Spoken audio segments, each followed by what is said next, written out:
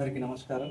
ముఖ్యంగా మా గ్రామ ప్రజానీకానికి ఎమ్మెల్యే సంజయన్న గారికి ప్రత్యేకంగా ధన్యవాదాలు తెలియజేస్తున్నాం.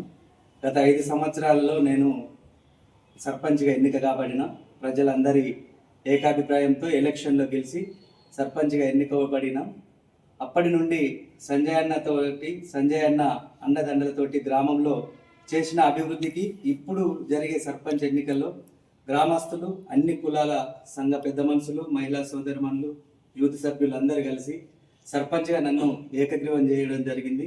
దానికి గతంలో నేను చేసినటువంటి అభివృద్ధి, నేను చేసినటువంటి టెంపుల్ కాడ చేసినవి కానీ, నూతన గ్రామ పంచాయతీ, రైతు వేదిక, కళ్యాణ మండపం, అర్బన్ పార్కు, ఇలా చెప్పుకుంటూ పోతే సంజయన్న అండదండలతోటి చాలా అభివృద్ధి చేసేయడం వల్ల మళ్ళీ అదే అభివృద్ధి కొనసాగించాలనే ఉద్దేశంతో గ్రామస్తులు నన్ను దీవించి సర్పంచ్గా ఏకగ్రీవంగా ఎన్నుకొని మళ్ళీ సంజయన్న అడుగుజాడల్లో నడుస్తూ గ్రామాన్ని ఇంకా ఇప్పటి వరకు చేసిన దానికంటే రెట్టింపు అభివృద్ధి చేస్తానని సంజయన్న తోటి కలిసి నడిచి గ్రామాన్ని ఇంకా అభివృద్ధి పథంలో నడిపిస్తానని తెలియజేస్తున్నా. నాకు ఈ అవకాశం ఇచ్చిన అందరికీ, పాత్రికేయుల మిత్రులకు, మరి నా గ్రామ ప్రజలకు, అధికారులకు, అందరికీ నాకు సహకరించిన ప్రతి ఒక్కరికి, సంజయ్ అన్నకు అందరికి ప్రత్యేకంగా ధన్యవాదాలు తెలియజేస్తాను.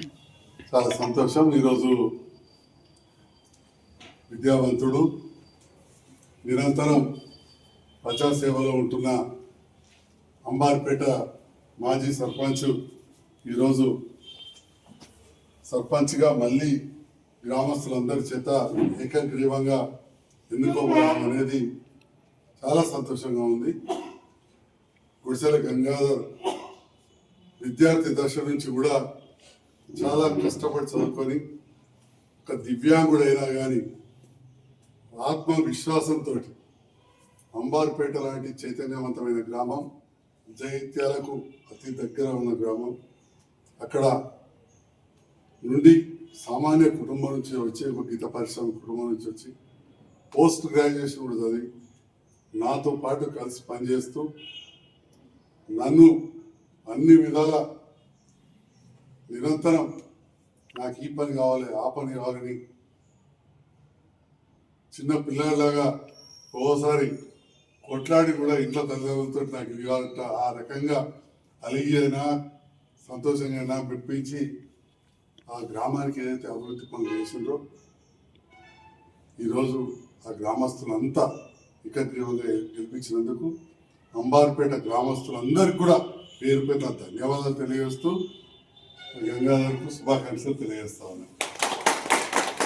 అంబార్పేట వెంకటేశ్వర స్వామి దయ, కరుణ కటాక్షాలు ఎల్లవేళలా గంగాధర్ మీద, వారి కుటుంబ సభ్యుల మీద ఉండాలని, అదేవిధంగా వారు గెలిపించిన ఆ గ్రామస్తులు, వివిధ కుల సంఘాల నాయకులు కావచ్చు, గతంలో గంగాధర్కు నేను సహకరించిన ఉప సర్పంచ్ గారు, అప్పటి వార్డు మెంబర్లు, గ్రామ మహిళా సంఘాల నాయకులు, వారందరూ కూడా నేను అభినందనలు తెలియజేస్తాను.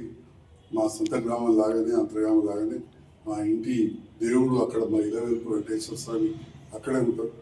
అలాంటి గ్రామం మరి అందరి సహకారంతో అప్పుడు ఏదైతే అభివృద్ధిలో నేను కూడా భాగస్వామ్యమైన ఒక శాసనసభ్యునిగా నేను ఉన్నందుకు నా తమ్ముడు లాంటి గంగాధర్ విద్యావంతుడు ఇవాళ ఏకగ్రీవంగా ఆ గ్రామం నుంచి సర్పంచ్గా ఎన్నిక కావడం అనేది చాలా సంతోషంగా ఉంది.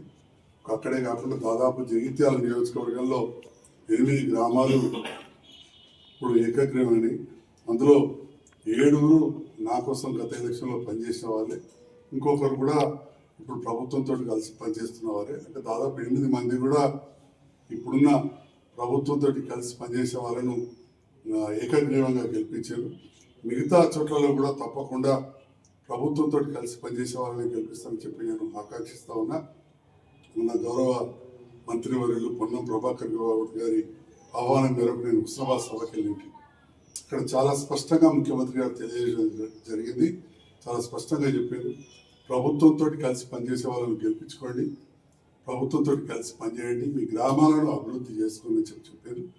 దాంట్లో భాగంగా జగిత్యాల నియోజకవర్గంలో 8కి 8 ఏకగ్రీవమైన వాళ్ళు, అందులో 7 అయితే నాతో గతంలో పనిచేసి కూడా నాకు టచ్లో ఉన్నారు. అదేవిధంగా ఇంకొకరు నాకు ప్రభుత్వంతో కలిసి పనిచేస్తూ ఉన్నారు. అప్పుడు కూడా రేవంత్ రెడ్డి గారి నాయకత్వంలో పనిచేసింది.